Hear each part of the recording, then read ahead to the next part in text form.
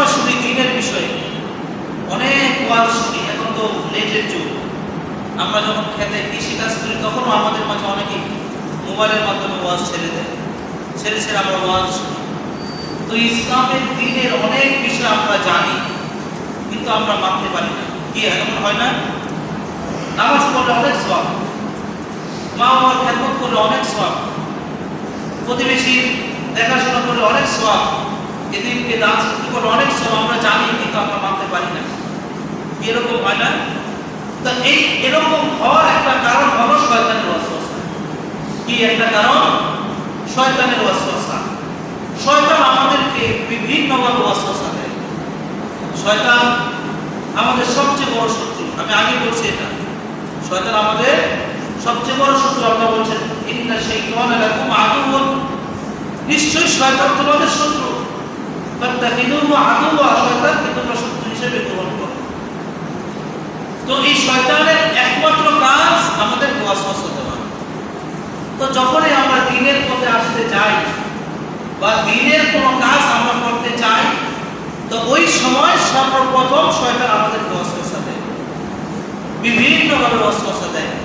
তার মধ্যে একটা শয়তানের পথ হলো শয়তান আমাদেরকে আগামীর চক্করে ফেলে রাখে।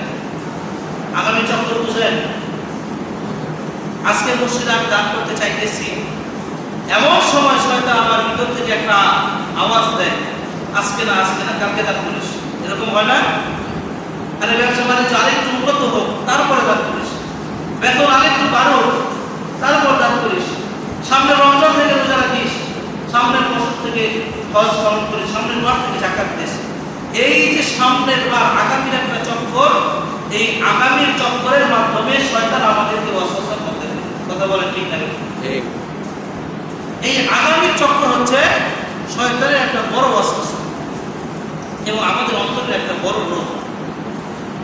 যেমন অন্যান্য ইবাদতের কথা নাই বলি, হজের ক্ষেত্রে আমরা সবচেয়ে বেশি শয়তানের ধোঁকায় পড়ি। আমাদের মাঝে কিছু মানুষ তো এমন আছে যাদের চিন্তাধারা, যাদের জ্ঞান এটা বলে যে যুবক অবস্থায় হজ করা যাবে না। কেন?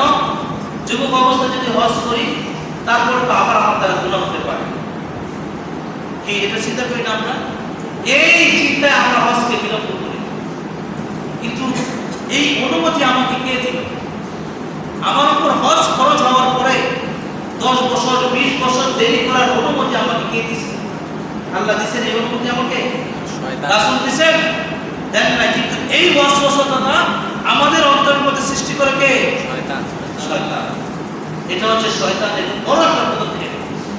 হাদিসের মধ্যে রাসূল বলেছেন ফামাতা ওয়ালাম ইয়াহুজ্জা ওয়া আলাইহিল হজ্জ, যদি কোনো ব্যক্তির উপর হজ খরচ হয়, হজ খরচ হওয়ার পর ওই ব্যক্তি হজ আদায় না করে মারা যায়, ফালিয়ামুত ইনশা ইয়াহুদিয়্যান আও ইনশা নাসরানিয়্যান, রাসূল ধমকেশ্বর বলেছেন ওই ব্যক্তি যদি নাসারা হয়ে মারা যায় অথবা ইহুদি হয়ে মারা যায়, আমার কোনো কিছু আসে যায় না।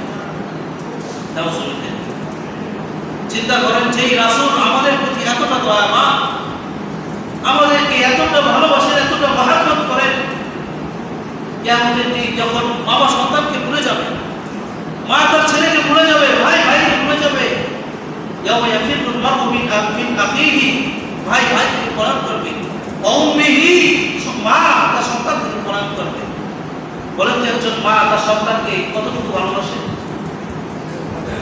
কম না বেশি? বলেন কম না বেশি? ধরেন একজন চোর সমাজের মাঝে বারবার চুরি করে আর ধরা পড়ে, চুরি করে ধরা পড়ে, সবাই তাকে মারে, সবাই তাকে পিটায়।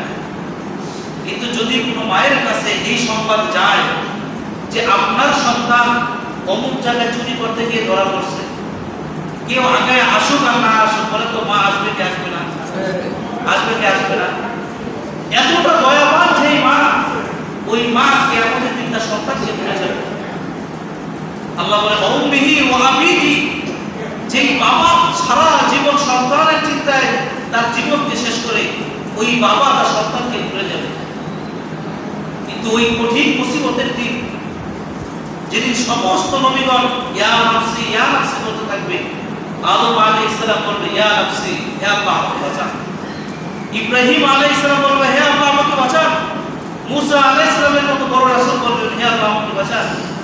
ঈসা আলাইহিস সালামের মতো বড় রাসূল বলবেন, হে আল্লাহ আমাকে বাঁচান, ওই সময় একটা আওয়াজ শোনা যাবে যে আমাদের রাসূল এসে বলবেন, উম্মতি উম্মতি, হে আল্লাহ আমার উম্মতকে মুক্তি দান করেন, আমার উম্মতকে মুক্তি দান করেন। তো যেই রাসূল উম্মতের উপর এত দয়াবান, সেই রাসূল আমাদেরকে বললেন, ফামাতা ওয়ালাম ইয়াহুজ্জা আলাইহিল হজ্জ, কোন ব্যক্তির উপর যদি হজ ফরজ হওয়ার পরে ওই ব্যক্তি হজ আদায় না করে মারা যায়, ইনশা ইয়াহুদিয়ান ওয়া ইনশা নাসরানিয়ান, ওই ব্যক্তি যদি ইহুদি হয়ে মারা যায় অথবা নাসার হয়ে মারা যায়, আমার কোনো কিছু আসে যায়। তো এত বড় কথা বলার মানে কি? যেন এই উম্মত শয়তানের ধোঁকাতে বুঝতে পারে, শয়তানের এই ওয়াসওয়াসা, আগামী চক্কর, আগামীকাল করো, আগামীকাল করো, আজকে না কালকে থেকে নামাজ পড়ো, আজকে না কালকে থেকে দান করো, আজকে না কালকে থেকে ভালো হয়েও, এই সমস্ত শয়তানের যে চক্কর, শয়তানের যে আগামী চক্কর, শয়তানের যে ওয়াসওয়াসা, এটা যেন এই উম্মত বুঝতে পারে। এই জন্য রাসূল সাল্লাল্লাহু আলাইহি ওয়াসাল্লাম আমাদেরকে এটা সম্পর্কে আগে জানিয়ে দিয়েছেন। রাসূল বলেন এটা মনের একটা রোগ, আর এই মনের রোগ যখন তোমাদেরকে দেখা দেবে, যখন তোমরা বুঝবা, তোমাদের সামনে সন্দেহ হবে যে আজকে নামাজটা পড়বো না কালকে পড়বো, এই সময় আমার ওই হাদিস মনে করবা, দামা ইউরিবুকা ইলা মা লা ইউরিবুক, যে সমস্ত বিষয় নিশ্চিত সেগুলো তোমরা করো, আর যে সমস্ত বিষয় সন্দেহহীন সেগুলো তোমরা ছেড়ে দাও। আগামীকালকে আমি জীবিত থাকবো কি থাকবো না বলেন তো, নিশ্চিত না সন্দেহযুক্ত? তো রাসূল বললেন সন্দেহযুক্ত যেটা সেটা ছেড়ে দাও, আর যেটা নিশ্চিত সেটা পালন করো। তো আজকে এখন যে আমি জীবিত আছি এটা নিশ্চিত, এখন আমি নামাজ পড়ব। আগামীকাল আমি জীবিত থাকি বা না থাকি এটা অনিশ্চিত, সন্দেহযুক্ত। তো আগামীকালকে ভরসায় মুসলমান থাকতে পারে। তুই বুঝতে পারছেন আমার কথা? শয়তানের একটা বড় ওয়াসওয়াসা হচ্ছে আগামীর চক্কর। শয়তান আমাদের অন্তরের মধ্যে ঢেলে দেয়, আগামীকাল থেকে নামাজ পড়ো, আগামীকাল থেকে দান করো, আগামীকাল থেকে ভালো কাজ করো, আজকে না, আজকে না। কি বুঝতে পারছেন? সর্বপ্রথম আমাদের অন্তর থেকে আগামীর চক্করকে, আগামীর চিন্তাধারাকে দূর করতে হবে।